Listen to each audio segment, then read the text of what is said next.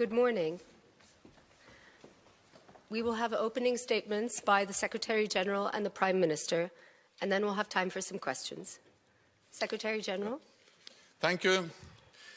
Prime Minister Golob, dear Robert, welcome to NATO headquarters. Great to see you again. We just finished a very productive meeting addressing a wide range of issues related to our shared security.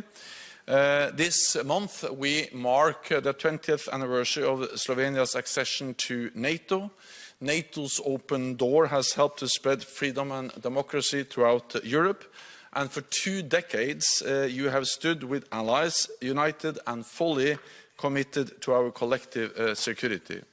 So I commend you for your many contributions to NATO's collective defense and to our shared security. You are supporting NATO's peacekeeping mission in Kosovo. You have deployed troops to our battle groups in Latvia and Slovakia. And Slovenia, as a non-permanent member of the UN Security Council, you are showing your leadership in support of global peace and security. At this critical time, we all need to invest more in our security, so I welcome the steps Slovenia has taken to increase defense spending. As Slovenia stands with NATO, NATO stands with Slovenia. Italian and Hungarian jets guard your skies, and NATO allies sent urgent aid to help Slovenia after last year's floods, helping save lives. Today, in our meeting, we addressed Russia's war against Ukraine. Despite major losses, President Putin has not given up his war aims. The situation on the battlefield remains very difficult. Ukraine is running out of ammunition. So Ukraine needs even more support, and they need it now. I welcome the contributions that Slovenia has already made, including humanitarian and security assistance, and welcoming Ukrainian refugees.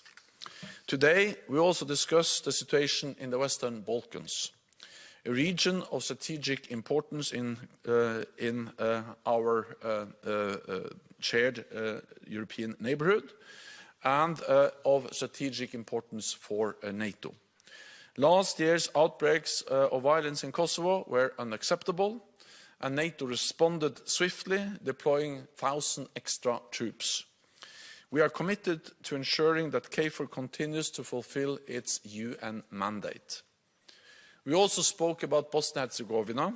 NATO strongly supports the country's territorial integrity and sovereignty. All political leaders must work to preserve unity. Separatist rhetoric is irresponsible and dangerous. Finally, we also discussed the preparations for the NATO summit in July. In Washington, we will take further steps to resource our defense plans, bolster our support to Ukraine, and deepen our partnerships around the world. So, Prime Minister, thank you again for our excellent cooperation, for your strong personal commitment to our transatlantic alliance. So, please, now we have the floor. Secretary General, dear Jens, good to be here. We had a very constructive meeting, discussed many things, but it's one thing that marks my thoughts most. It is true that this month we mark the 20th anniversary of Slovenia joining NATO, also joining EU, and the last 20 years were absolutely years of prosperity and stability for Slovenia, which shows quite clearly the value of both these organizations, NATO as well as European Union. And there is no doubt about that among the Slovenian population. In the view of upcoming Washington summit, one thing which comes to my mind is that the situation, the global situation, becomes more and more interlinked. On one hand, we have the Russian aggression against the Ukraine, where Slovenia is doing its best to support the joint efforts. We believe that staying united is our major strength, and that is something that needs to be preserved. Our united position regarding the Ukraine is critical, and hopefully the position will be strengthened also in the view of the Washington summit. In this regard, Slovenia made some concrete contributions, also in deliveries of military aid to Ukraine directly, but also indirectly by joining the allies like within the Czech initiative for providing more ammunition to the Ukrainians.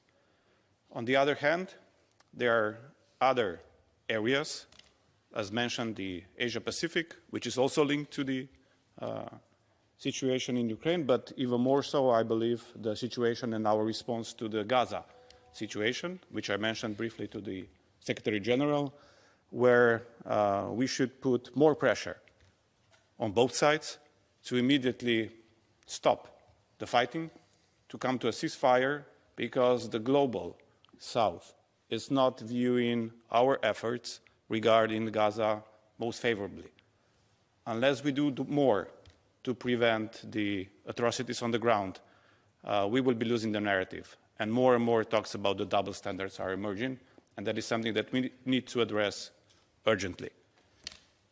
Similarly, when it comes to Western Balkans, Slovenia is absolutely and vitally interested in preserving the stability of the region, not just because of the vicinity, but because that's the underbelly of Europe, if you want to call it that way, where we can see in the last years, we can see that instability is increasing.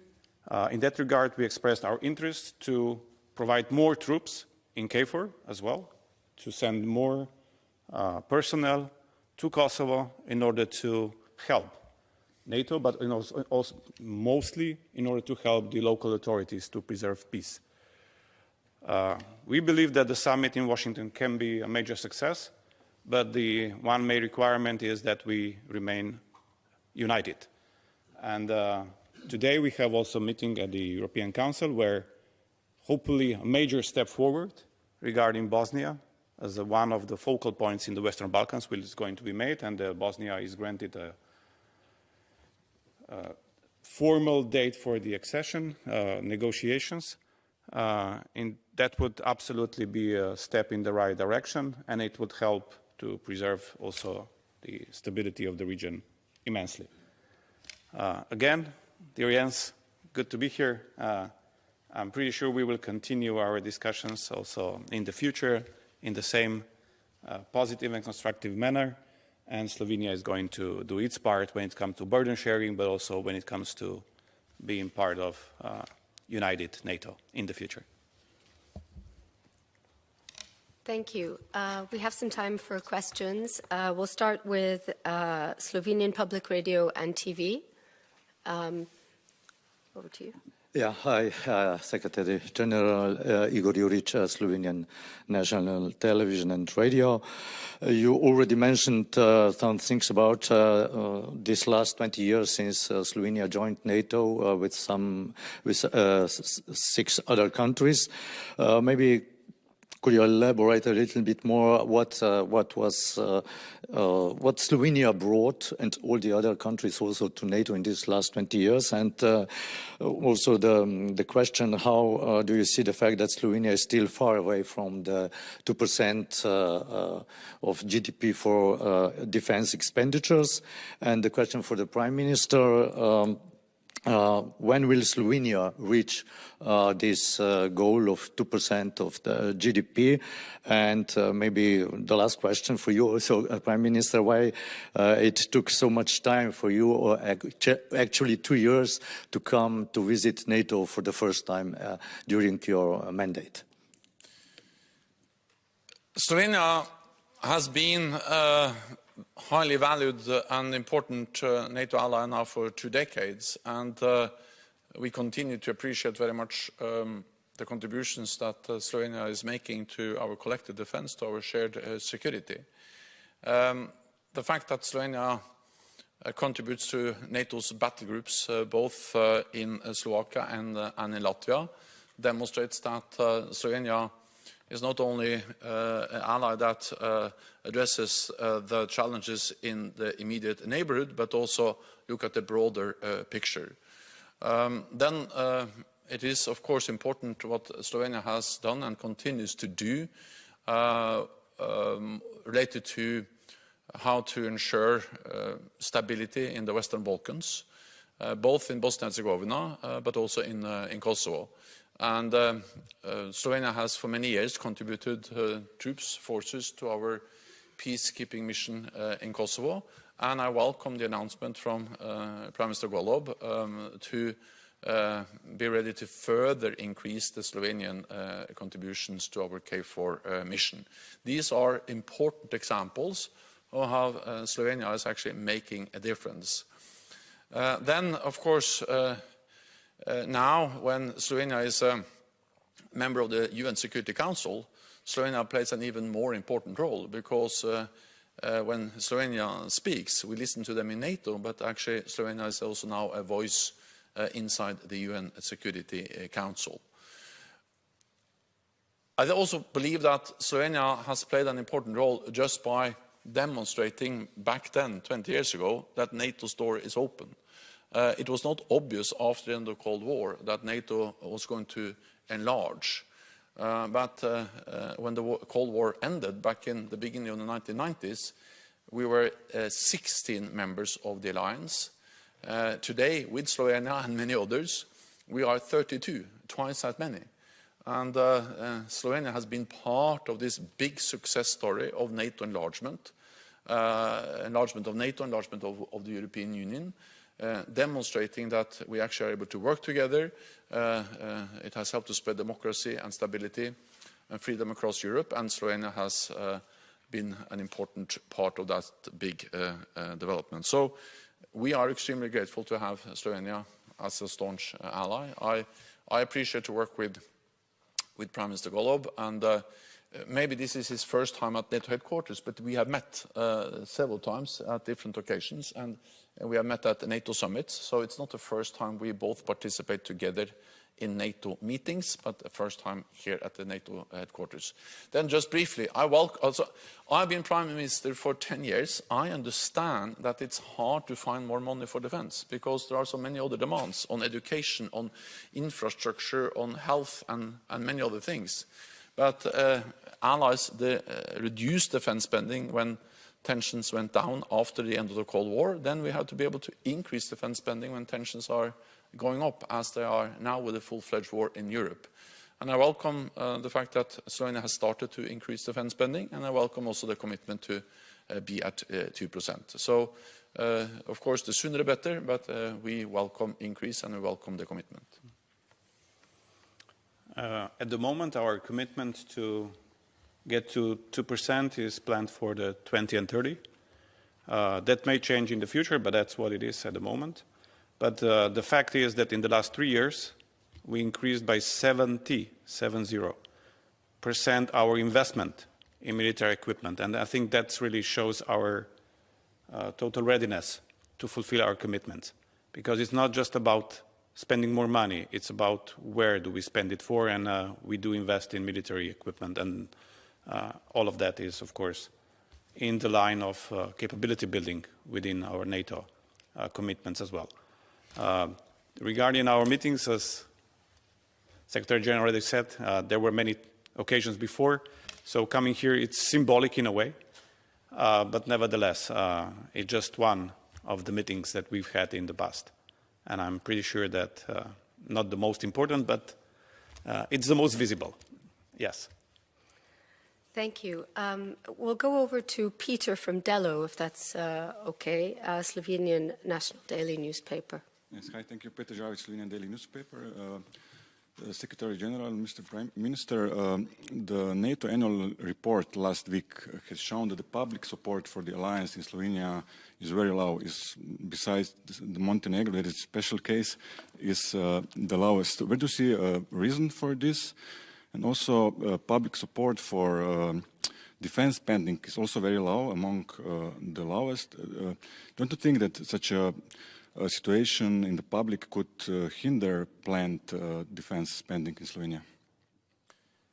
Was that to me or to him? Or to, yeah. Okay. Well, also, I don't have the numbers in front of me in the annual report, but of course it varies, the support for NATO, but in all allies, including in Slovenia, there is a big majority for NATO.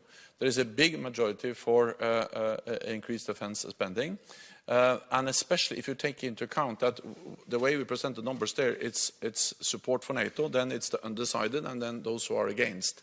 And if you just compare those who are in favor against those who are against, there's a majority, a clear majority also in Slovenia. Of course, I would like to see it even greater. That's obvious.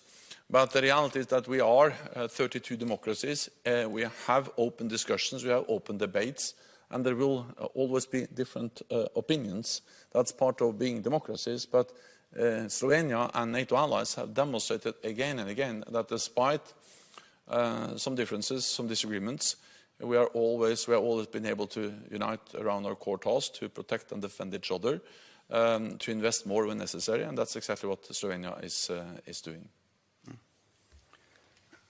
I believe that the support is still quite strong.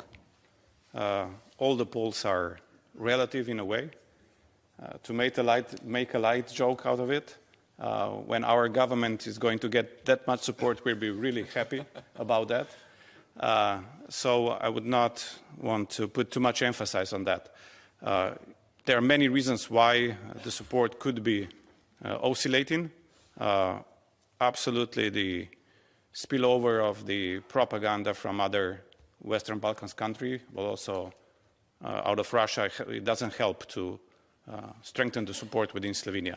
But nevertheless, as I said, the government is committed, and I think the support among the population is still strong enough not to be worried about that.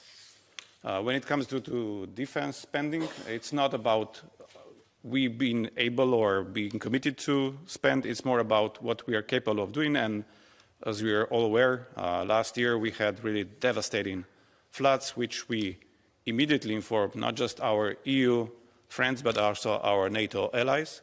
We were grateful to NATO to put some equipment immediately on the ground to assist in the floods relief first, and also we informed NATO that we will have to revise in the medium term our plans for the military spending, and that was also accepted with understanding. Thank you, Prime Minister. We'll have one final question for the Slovenian press agency. Over to you, Blas. Thank you, Blaž Muhorčič from the Slovenian press agency. It's quite a follow-up to the colleague's question for the Secretary General on the spending. On this, could you please elaborate how do you assess this plan to increase only until 2030?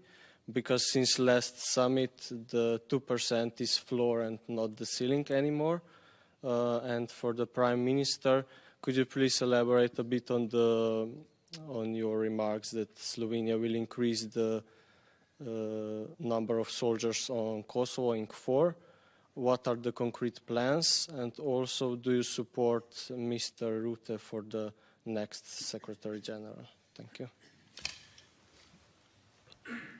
We made a pledge back in 2014 to move towards spending 2% of GDP on defense. Since then, all allies, also Slovenia, have started to increase defense spending. And as the Prime Minister just referred to, there has been, over the last years, a significant increase in Slovenia when it comes to more investments in defense, which is, of course, in key importance to acquire new defense capabilities. Then, of course, I would like to see Slovenia at 2% as soon as possible. I welcome the increase we have seen, and I welcome that there is a plan to be at 2%, and I hope it will be possible to push that plan forward. Because we live in a more dangerous world, and therefore we need to invest more in our collective defense. Regarding the first question, there are no concrete steps being decided yet, but what we expressed today is our willingness to contribute more, especially when it comes to the stability of the Western Balkans region. KFOR is just, I would say, the most important and successful story of cooperation within the NATO itself regarding how to stabilize the region. And Slovenia in the past has a very important role. Then throughout the years we somehow reduced our contribution, but we are willing to do more if the need arises. And as it looks, yes, that may be the case in the next months, but it's something to be still discussed and decided upon.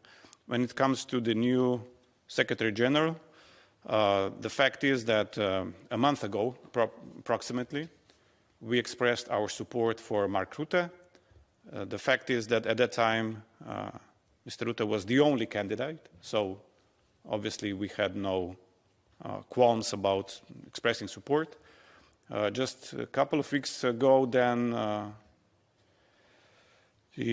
Klaus Johannis also presented his candidacy.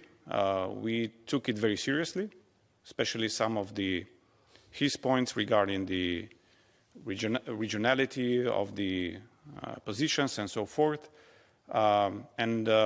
We are still looking into it, meaning that now since there are two candidates, we will take both seriously. We are not saying that we are revising our decision yet, but we are looking into the both. At the end of the day, it will have to be unanimous, the decision. And of course, Slovenia will do its best to promote the candidate who will get most votes as well. At the moment, that looks to be Mark Rutte, but I would say we will have to wait for a couple of more weeks in order to be decisive on that. Thank you, Secretary General. Thank you, Prime Minister. That's it for today. Thank you all. Thank you so much.